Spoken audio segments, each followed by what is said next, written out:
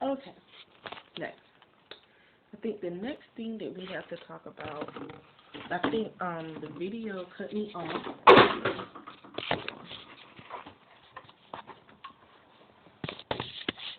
Okay, I think the video cut me off when I started talking about chicken,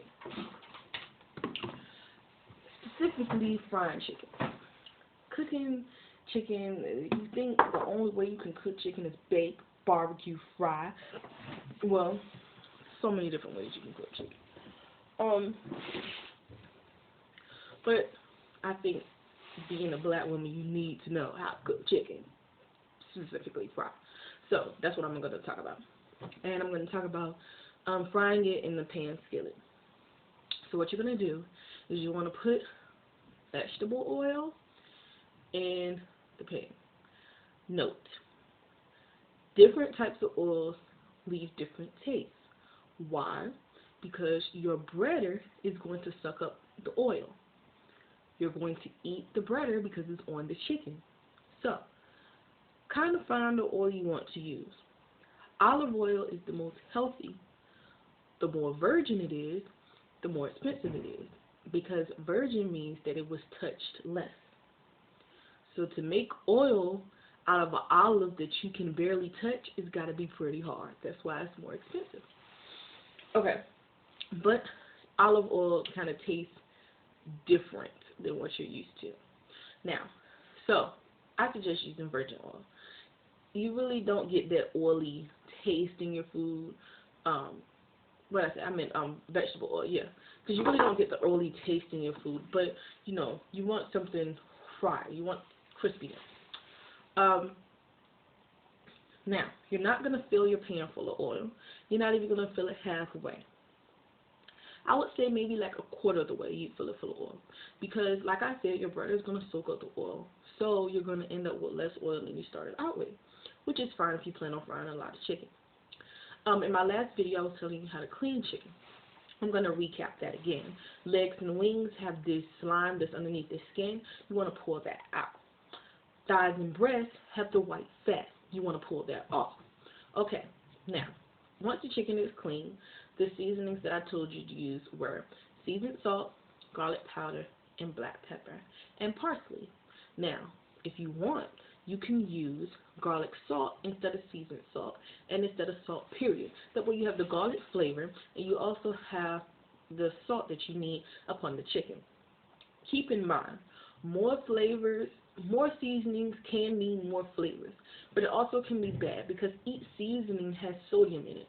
Sodium is salt. Salt is not too good for people, especially if you have high cholesterol, high blood pressure that runs in your family, or you may have it yourself. So try to stay away from as much as possible, but you still want to add flavor. If you don't want to add all of that, simple black pepper and salt goes a long way, further than you could ever anticipate. Okay, now, as far as bread, there's so many different breaders that you can use. Some people like to do buttermilk and breadcrumbs. My father likes to do flour.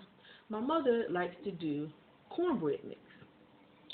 I like to do hot, spicy bread. Aunt Auntie Anne's, I think that's the main brand of it. Some people just use that for frying fish. I like to use it because it has a little kick in it. If you, for real, if you don't use a breader, you can actually taste your seasonings better, which I do that a lot too. My ex-boyfriend, when I was cooking for him, he liked crispy, crunchy chicken. So you would like to use a breader. You would like to dip it in flour or what have you, and then dip it in the grease. That gives you that crunchiness. As far as just trying to have the flavors pop, you don't use a breader, and you dip it in the grease like that. And it's a little crispy because the skin itself fries, but it's very good. So, you know, you have your options. But I'm going to go with the option of teaching you how to use a breader, which all breaders you would do it the same way. You can do the bag method, which my father does, which you take a Food Line bag, Walmart bag, what have you, and you put another bag inside, and then you put some flour in there, then you put the chicken in there, and then you shake it up. You can do that. But, you know, there's always a hole in the bag. Always. So what I do is what I call the bowl method, where I take a big mixing bowl and I put flour or bread or whatever, and I put the chicken inside the bowl. I can either cover the bowl and shake it up, or I can do this. It's sort of kind of like sifting, but the chicken rotates in the bowl and the flour gets on the chicken. That is also a messier method, especially if you don't know what you're doing, so I tend to do it over the sink. Okay, now, the grease, sorry, I said this in the last video, should have said in this video, when you put the grease on the stove, if the stove goes from 1 to 9, I would try to heat the grease up at 7. No higher than 7. I mean, you have to be patient and wait for the grease to get hot, because you don't want to get it to 9 and then bring it back down to 7, because when there's nothing in the grease and it's hot, the grease will burn. And like I said, dealing with grease, it is a fire hazard. Okay, so when the grease is hot, you'll know it's hot because it'll start to make a noise. If you got any discrepancies and you really don't know, then what I would do is I wet my fingertips and go like this into the grease. That little bit of drops of water will make the grease pop. Any more water than that is a fire hazard. I know. Okay, so you want to take the chicken one by one and put it into the grease. Now, another thing, if your grease was up higher than 7, it's going to cook the outside of the chicken way faster than it's going to cook the inside. So you'll be serving chicken that looks pretty but is very, raw on the inside. You don't want to serve chicken that's still clucking. Bad thing. So you're going to put it in the grease. And what I would do is, I let it cook for about 3 to 4 minutes, and then I turn it on the other side. And I do the same thing. And you can repeat those steps probably about 4 times. Now, to make sure that it's done, I take the biggest piece of chicken out of the pan, and now open it.